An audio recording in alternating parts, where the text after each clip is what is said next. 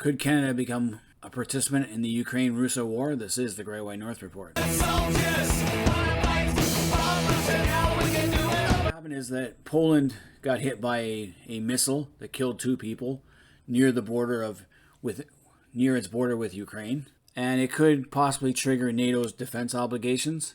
That's only if Poland enacts Article 5, and at the moment, it's one of those things where I expected something like this to happen, where when you start firing missiles, they're not always the most accurate things in the world, depending on how well it's manufactured. A simple glitch will send it off course. And I'm surprised that Poland hasn't been hit more often, especially since Russia has been lobbing missiles at Ukrainian cities and power and infrastructure since the beginning of the war, pretty much. And they're not just hitting one spot, they're hitting it all over the country. So it's kind of surprising that only one has landed in another country. Now, NATO ambassadors did hold an emergency meeting on Monday after a missile strike killed 2 people in Poland and raised global alarm that Russia's war in Ukraine could spill into neighboring countries. This is a very real possibility. Russia would be incredibly stupid to do so, especially since they're losing this war, and they know they're losing. Why else are they throwing missiles at Ukrainian infrastructure? That's the only weapon they have that the Ukrainians haven't been able to counter until recently, until they got better anti-missile protection. So what's going to happen is they got an investigation going underway because they're going to try and find out whose missile it was. One of the problems is Ukraine and Russia use a lot of the same type of weaponry, but with all the Western technology defense capabilities that have been going into Ukraine lately, it's quite possible it was one of ours, or one of the NATO's anti-missile defense missiles. They too can go off. Something can happen, and they can go off, miss their target, and go plow somewhere else. Now, NATO Secretary General Jens Stoltenberg said that the attack was not Ukraine's fault, and Russia bore ultimate responsibility as it pursued its war against Ukraine. It is the Russians' fault. Had they not invaded Ukraine and started throwing missiles at Ukrainian infrastructure and cities, then Ukraine wouldn't have responded with their own missiles to destroy those missiles. Nothing would have happened. Everything would have been hunky-dory.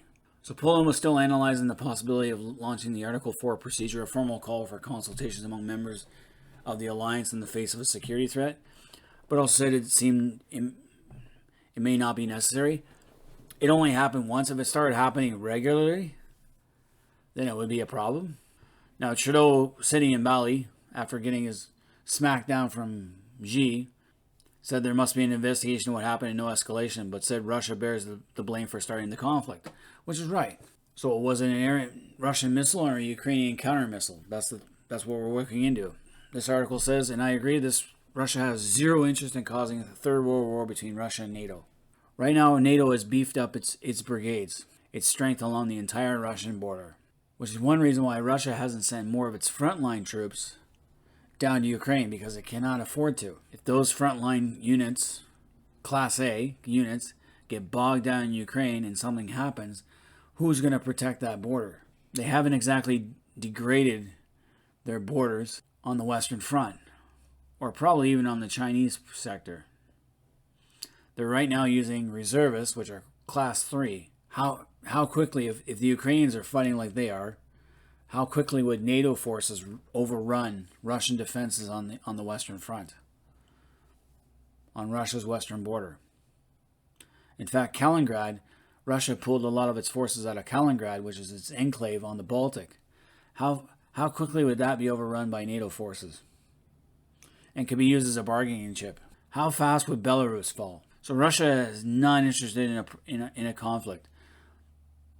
All NATO has to do is move 50 kilometers inside the border and stop. Now, the other thing is we don't really want to invade Russia simply because that would bring about the nationalism within Russia. And those things do provoke fierce responses. That's why the Ukrainians are fighting so well on it's their home territory. They're being invaded. Nationalism it's kicked in. We don't want the same thing in Russia.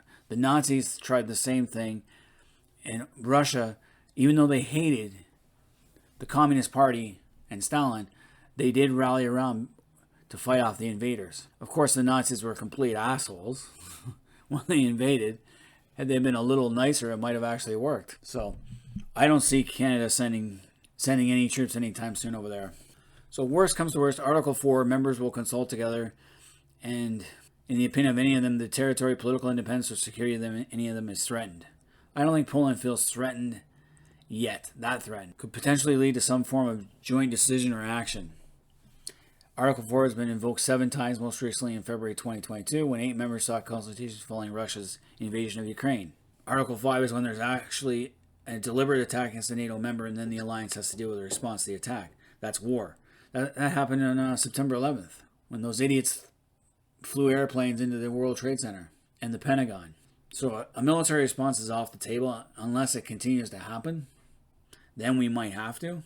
Ukraine is not part of NATO, so we're under no responsibility there, but we have been providing so much military aid to Ukraine. It's become kind of a proxy war for NATO, and Russia's looking incredibly stupid. So other than Trudeau... Now, what can Canada do right now? Actually, very little. We have quite a few forces in the region. For example, we have airborne surveillance and interception off Iceland. Support to Iceland while their country's air surveillance radars underwent scheduled maintenance and upgrades. We're contributing to the NATO Kosovo force. We're helping to clear remnants of war in the Baltic Sea. A number of other countries take part. Okay, that's interesting. Support NATO's assurance and deterrence measures in Central and Eastern Europe. We have forces in Cyprus. And we have military training and capacity building operation in Ukraine. Unifier. Operation Unifier. That's where we're helping train Ukrainian forces. So we do have quite a few operations within Europe. How many troops is that? Not very many. We are really extended. This government website's really cool for looking at this. These are all our operations abroad right now. Many of them are like peacekeeping or advisory roles. Interestingly enough, we have nothing going on in the Pacific. Everything seems to be in the Middle East and Africa, as well as Europe. So we are stretched pretty thin in that sense, considering how big our military is. Like, we only have 70,000 active personnel and 19,000 reserve personnel, as well as 5,500 paramilitary.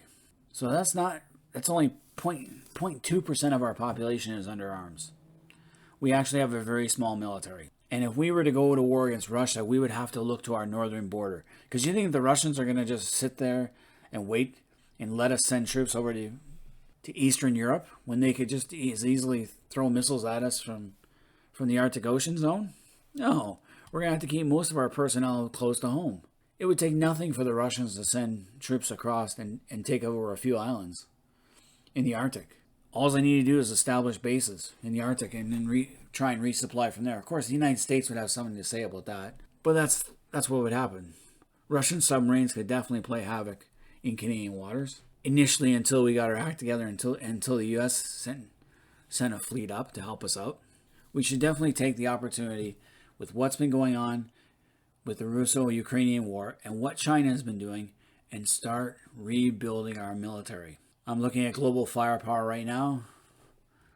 We currently suck in artillery as well as tanks. We're average, which means we could improve that. We have no destroyers, no corvettes, no mobile rocket launchers. We have no attack type helicopters or attack helos, no carriers. We have a huge external debt. Getting rid of foreign aid might help that. And don't even have a carriers or any mine warfare, which is really surprising considering that mining the Gulf of the St. Lawrence would really suck for us. So overall, we're not really in good shape militarily. We don't have a lot, and they would be sacrificed while we ramp up mobilization. So I don't expect the Russo-Ukrainian War to get any bigger right now. Russia would have to be very, very desperate and stupid to do so. And the Ukrainians should just stick to liberating their country and not try and invade Russia. Because that would trigger a bigger response from them and among the Russian people. But anyway, Canadians out there, let me know what you guys think. Should we start rebuilding our armed forces at a much faster pace because of this? And start preparing for the next war, because we're not prepared at all for anything. Leave comments in the comment section. Until next time, this has been the Great White North Report.